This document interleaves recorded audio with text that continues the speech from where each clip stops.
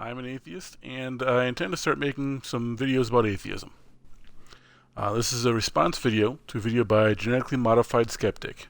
I'll have a link to his video in the comments. Watch it. At the very least, he's a much better speaker than I am. His video is 4 more things atheists should stop saying.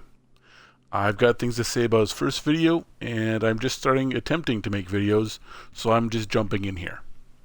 GMS commented that his last video on the subject got him a lot of negative feedback and lost subscribers. Before getting into the arguments themselves, I think he's setting himself up with his title. Things atheists should stop saying, just to theists, or entirely, like these are forbidden ideas. Might as well say these are thoughts that atheists shouldn't think. Something more along the lines of these being unhelpful, possibly harmful, to making your point would be far more diplomatic. And that leads into another overarching problem I'll get to more in a bit. The tone of the video feels almost more diplomatic to theism than it does to atheism. But let's get right into the first saying. We're all born atheists until someone starts lying to us. And here we immediately go with what seems to be the least representative phrasing of this idea I think I've ever seen. And thus the whole argument against it seems somewhat disingenuous, almost strawmannish. I'm going to steelman this from the start.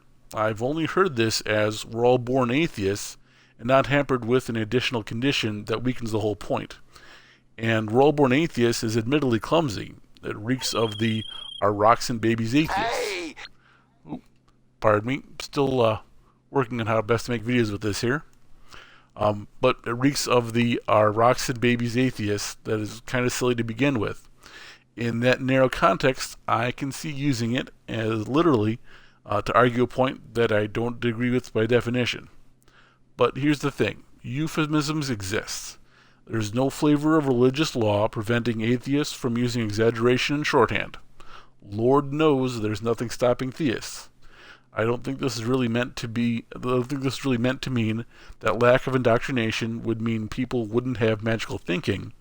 But insulate a person from this flavor of religion, there's absolutely no way they'd think it up on their own. There is no universal truth to anyone's religion. Without access to Christianity, no one would ever come up with Christianity. Destroy all scientific knowledge, and it'll get rediscovered exactly the way it was. To address the tacked on part, yes, in general we don't consider something to be a lie if the teller believes it, even if they are wrong. But that line is blurred for things we can reasonably expect to be realized. If you tell me the sky is green and the grass is blue, and I can see it's not with my own eyes, and yet I tell people it is, I've got to take some responsibility for that. So ultimately, it's an awkward phrase, but I wouldn't waste time worrying about it. The second one is reading a Bible will make you an atheist. This is also a bit awkwardly worded, more of a shorthand. I'd still say that one of the best books to read to start questioning your faith, to become an atheist, is the Bible, if you pay attention. If you're firmly set to not consider the lily, you're not going to consider the lily.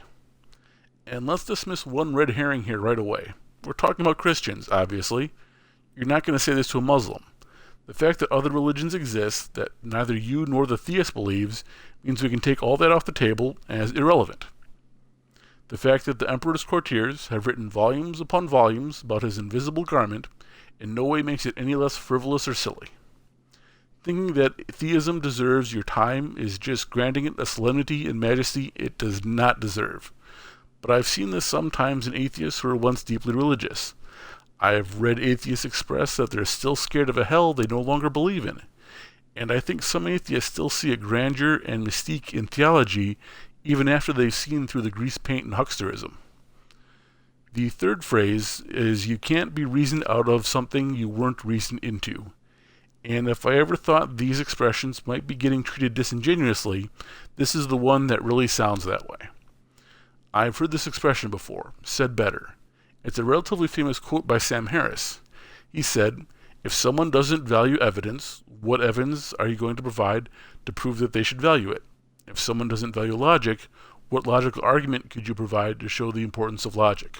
So we've again got an intentionally lame, almost strawmannish version of a phrase. We've also got another red herring. Yes, it's shorthand. It's a pithy phrase, not a formal argument. It doesn't need saying that we're talking about religion specifically, when we're specifically talking about religion already. We can assume this isn't Atheism 101 and skip past cognitive dissonance and assume we all know we're talking about evidence and logic in regards to religion. Absolutely no one is making the argument that theists reject all evidence and all logic in all things. And to apply that's the case is to make a dishonest argument. And I don't think anything more needs to be said about it. The last phrase is that atheism and atheists are honest, rational, and reasonable. Now, this one I essentially agree with, even if it is as low as possible. Is the idea that there are no gods irrational, unreasonable, or somehow dishonest? Of course not.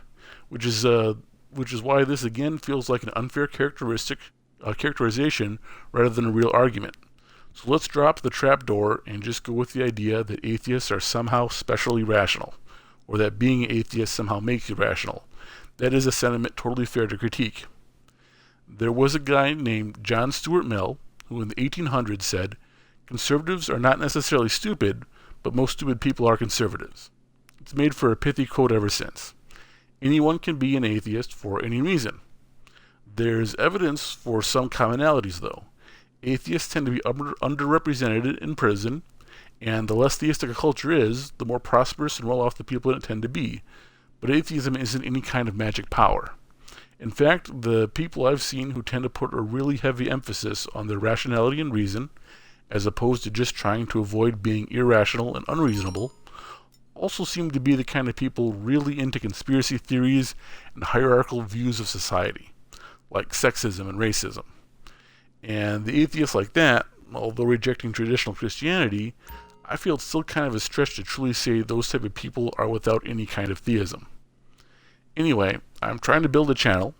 Likes and subscriptions would be greatly appreciated while I work on trying to make videos. And the most sophisticated tool I have for making videos here is GTA 5. If you have any tips on using it for videos, please let me know. Thank you very much.